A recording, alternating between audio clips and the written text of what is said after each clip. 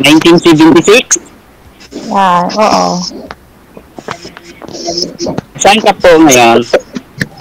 Cagayan Valley. Cagayan Valley. Okay.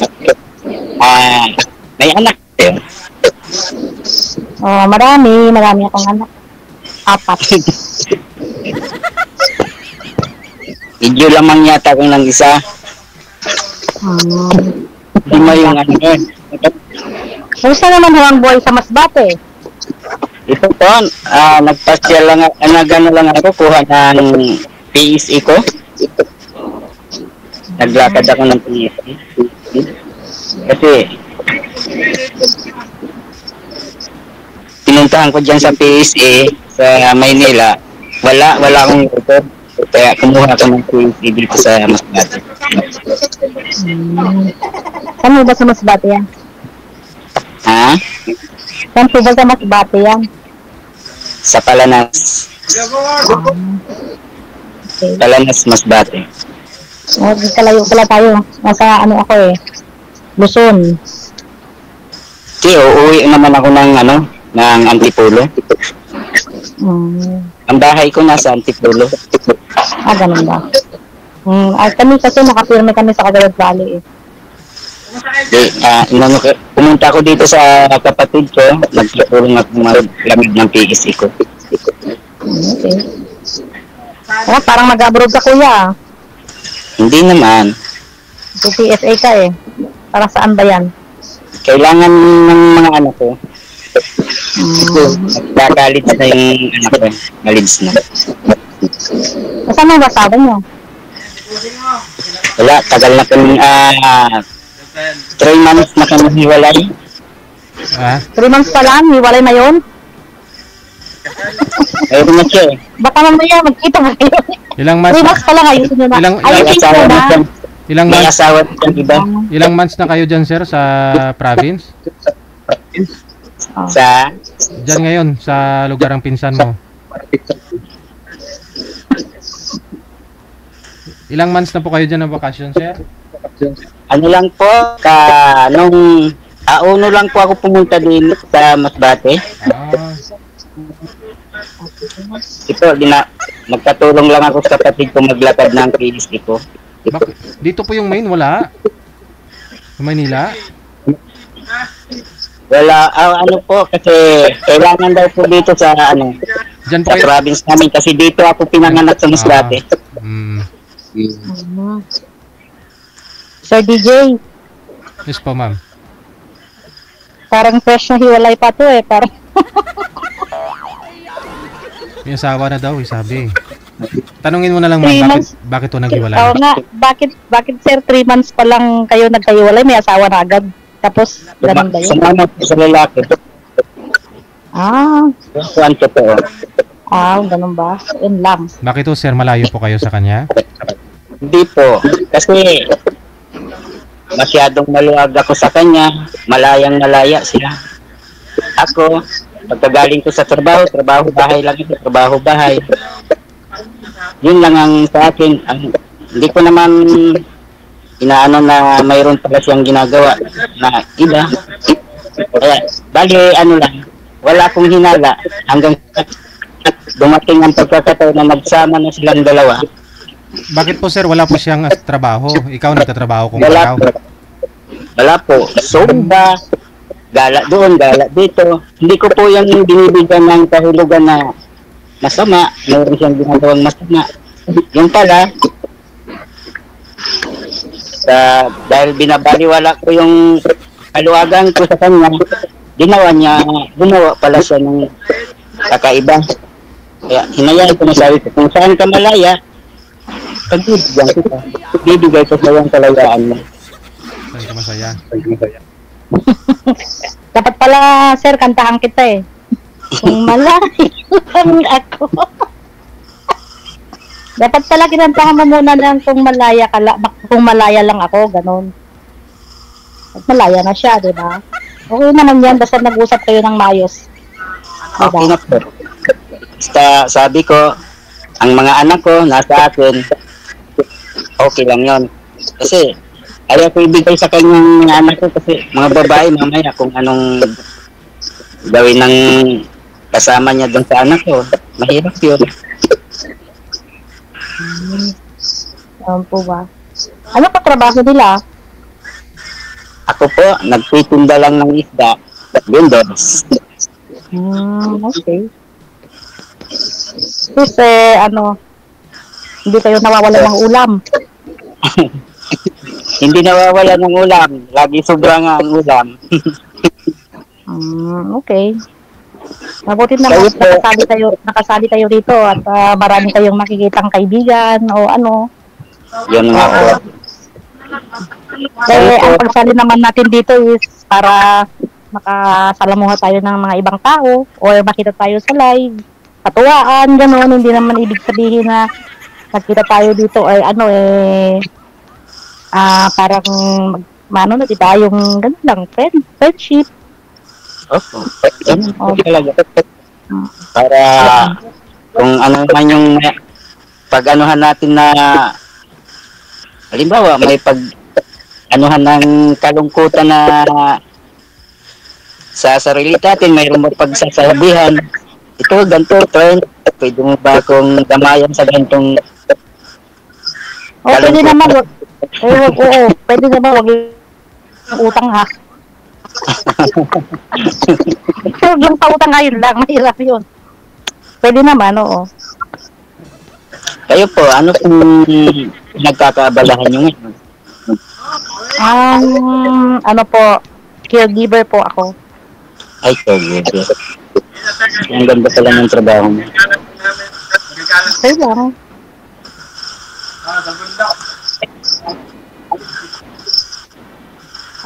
Meron pa po kayong tatanungin? May sasabihin ba kayo? Sumali na rin po kayo dito dati, ma'am, di ba?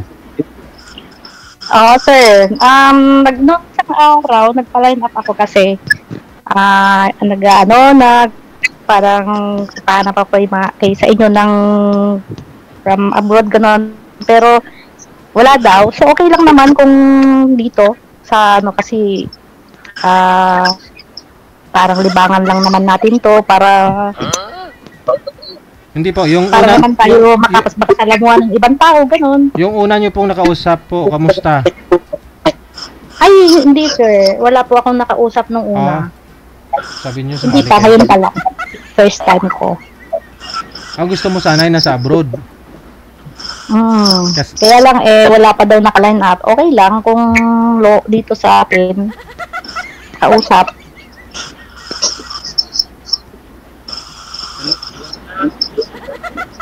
Kasi pag nasa abroad kasi may future, ma'am, no? Depende naman sir. Syempre sir, yung nandun na tayo sa kumbaga naka-step one na tayo kung gano'n. Kasi syempre dito sa okay lang naman dito sa atin kung meron bang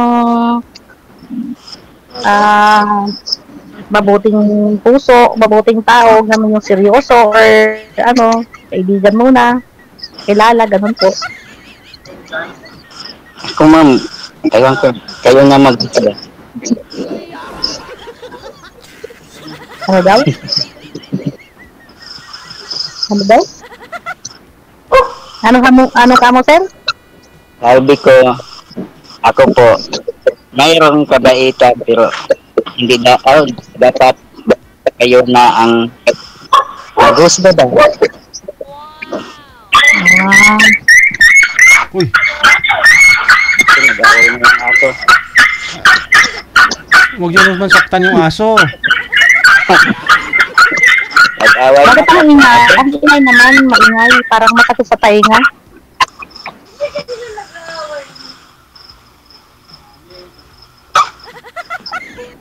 Hindi inawat. Sinalo yata yung aso. Hindi naman. Di ba?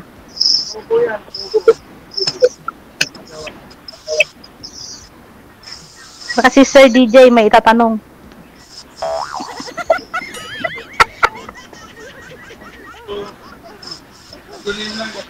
Mapapatlangan eh.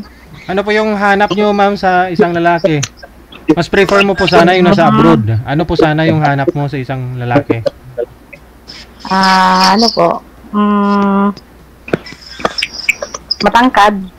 Ah, Moreno. ah. Ayun, syempre medyo May abs. guwapo. Mm. So nakikita mo yun kay sir o hindi? Hindi pa.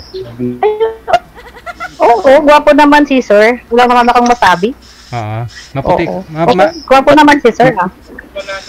Moreno ka na. Mabait, may dimple pa nga. Tingnan mo, may dimple pa kasi sir, oh. Tawa ka nga, sir. Moreno tsaka matangkad daw, sir. Tama, sir. Logi ako doon kasi height ko 5'5" lang. 5'5", sardines. Wala yung hinahanap mo sa akin. Guwapo, matangkad, moreno. Wala. At ako, tamang-tama lang. Baka may pera eh. Uy, wala akong sinabi, sir, ha? Ikaw nagsabi niyan. Gusto nasa abroad eh. Wala akong sinabi na hindi ka gwapo. Ikaw nagsabi niyan. Sabi ko lang din yung totoo. Hindi sinungaling ka eh. Hindi naman ikaw pangit eh. Hindi naman sabi pangit ako. Tamang-tama lang. Okay. Ilang taon na yung bunso mo, sir? 10.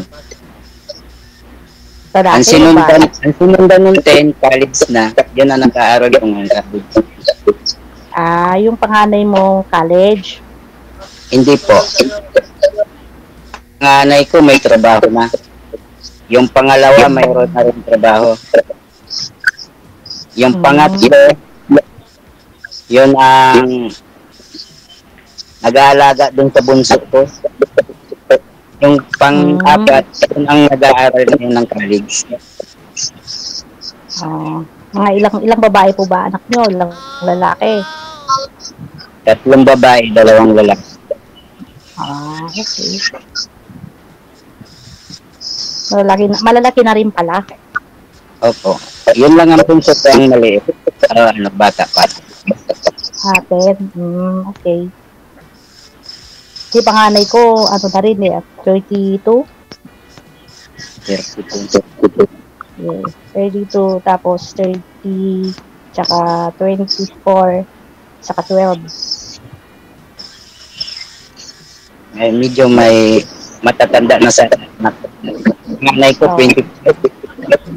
Ma'am, excuse lang po. Yes, sir, DJ. Yes, sir, DJ. Bunutin nyo nga po yung headset ninyo. Kasi bumabalik po yung audio ni sir kanina pa o kasi yan. Try mo lang po i-loudspeaker. Try natin.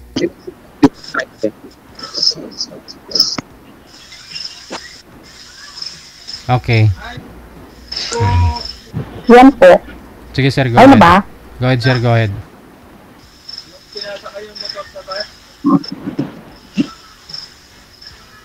Okay lang. Ayun, okay na. Sa cellphone nga ni ma'am, sa headset. Sa headset. Nakabahan ako magtanong. First time ko lang kasi sumali din eh. Ako rin naman, first time ko rin naman. Ba't ka kakabahan? Kuya, pwede ka naman magtanong. Libre ang magtanong. Sabagay, libre nga magtanong, walang bayad. Ako naman. Hmm.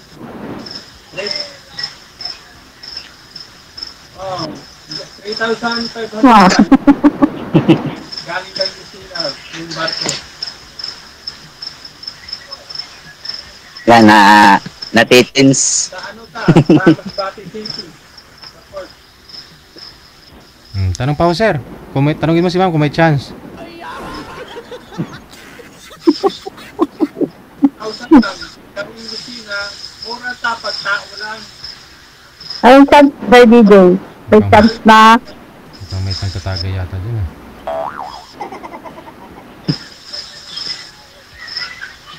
Tanong ko kung mayroon ba akong chance, ma'am. Tanong nila, nasa 400. Halimbawa, na nagtapat ako sa'yo kung mayroon bang chance. Sasagutin ko na lang yun sa likod ng cam. Nagbiyahe dyan sana, ano? Hindi, ibig, Kasi- Diba? ibig sabihin ni sir, kung may chance na pansinin mo siya o i-add friend mo siya sa Facebook, ligawan ka niya. Ay, oo naman. Wala naman problema yun eh. Hindi naman kung friend mo or friend na kayo, kayo na, di ba? Pwede naman mag-usap, pwedeng hanggang sa magkakilala, ganun, kung okay naman yung magiging result nun, bakit naman hindi, di ba? Ganito na yan, sir. Okay. Pero, Di ba, sir? 400 Okay. Oo. Kasi ako naman, nung 2019, galing naman yun, nawala yung asawa ko kasi syempre, kahanap din ng mga kaibigan, mga kausap, ganun, kung gusto mo na mga bagong kaibigan na makakilala. malasina na.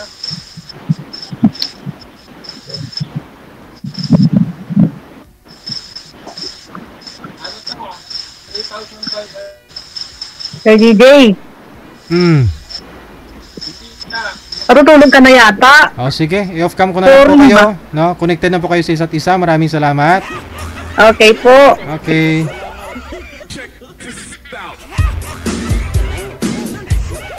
Boy, sama na. Gusto ni girl, OFW yung gusto sana makausap. Walang OFW.